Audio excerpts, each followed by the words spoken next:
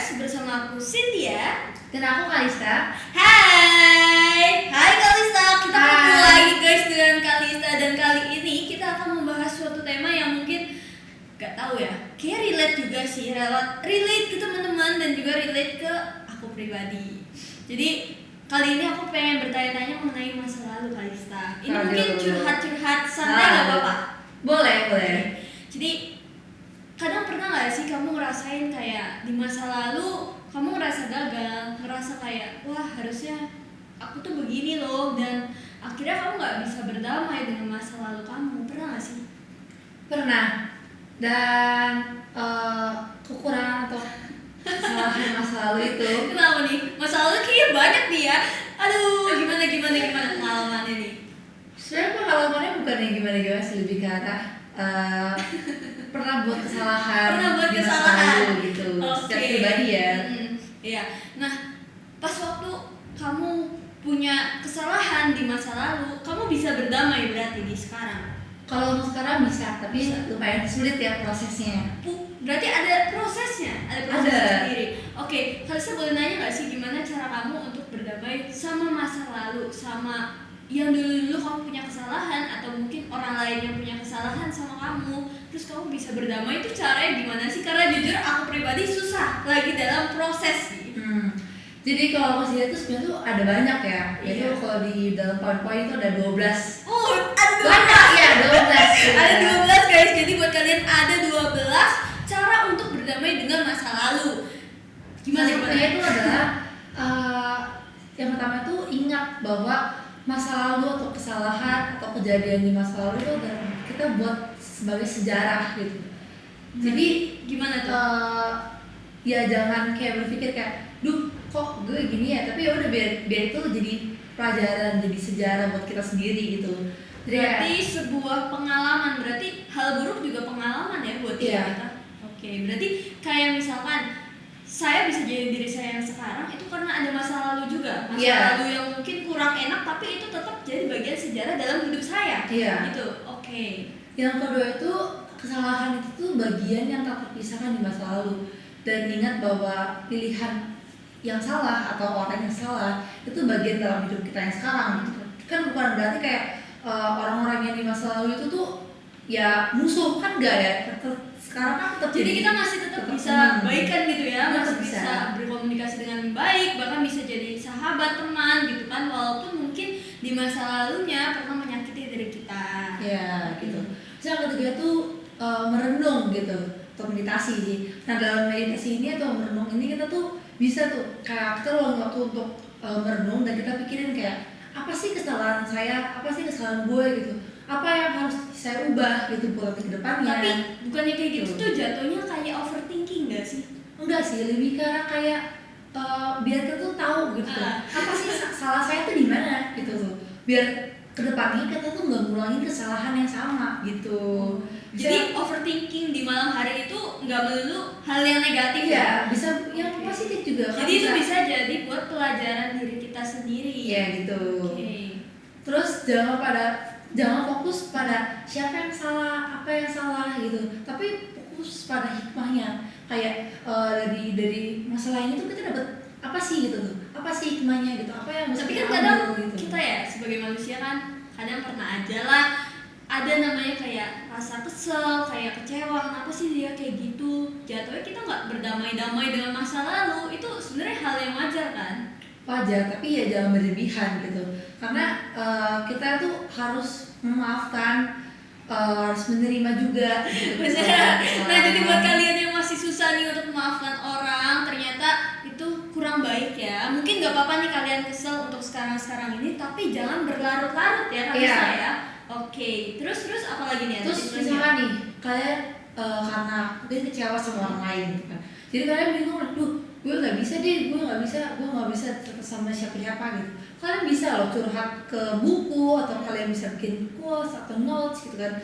Habis itu kalian juga bisa banget berdoa sama Tuhan, karena kan kalian kayak Tuhan gitu ya, kayak jangan merasa sendiri gitu. Mau nanya nih, kalau misalnya buat quotes atau maksudnya buat gimana sih yang buat buku tuh, kayak kita punya jurnal gitu, terus kita nulis keseharian di situ. Boleh kayak buku diary gitu kan, kayak kalian bisa curahkan semua isi hati kalian di situ gitu kan. Tapi jujur sih kalau misalkan aku pribadi kadang kalau kita curhat ke orang tuh rasanya nggak semua orang tuh ngerti gitu loh. Jadi kayak bahkan ada orang yang slow respon, balasnya lama, kita curhat terus gak dibales.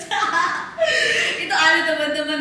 Nah tapi ya balik lagi, terserah kalian caranya mau kayak gimana. Misalkan rasanya orang lain gak ngerti perasaan kita bisa nih nulis di quotes atau enggak buat apa gitu di buku segala macam, itu boleh teman-teman, tenang aja. Terus gimana lagi nih Kalista, ada lagi nggak sih? Ada lagi, itu kita harus maafkan kesalahan orang lain gitu.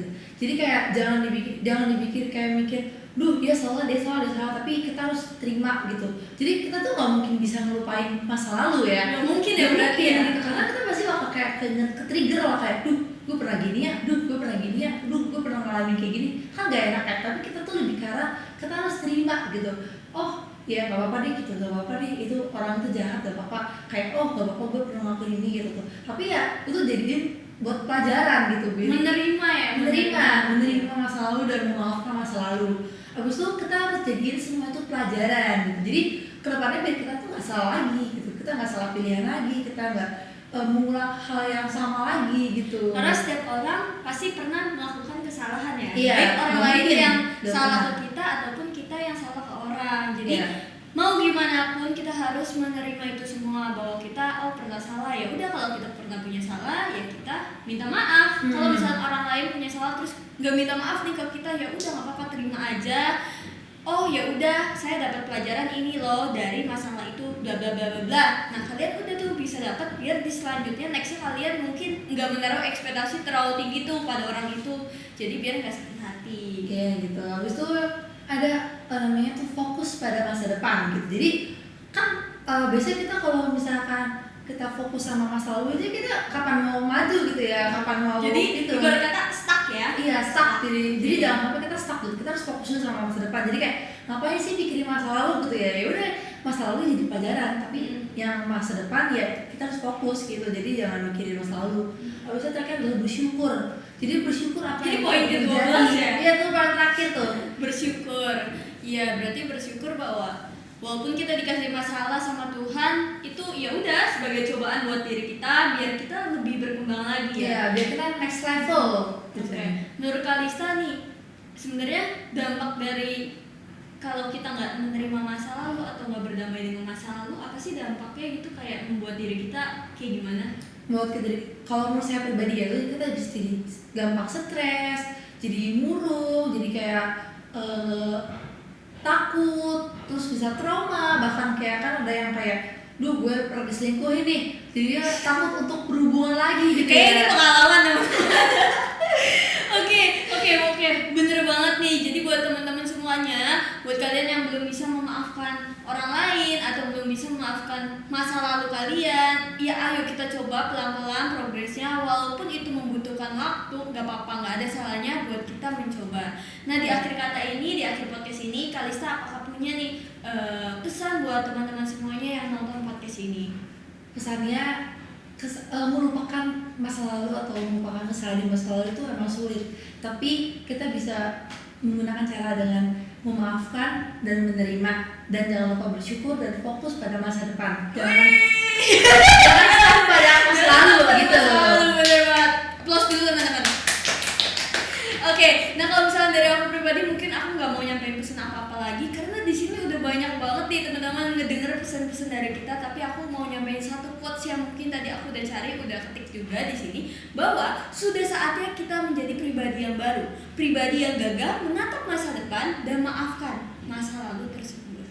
Oke, jadi begitu teman-teman. Buat kalian juga nih yang mau ngebahas lagi tentang tema apa di episode berikutnya, bisa langsung aja komen di bawah ini atau enggak DM Instagram Harvest Gospel Studio.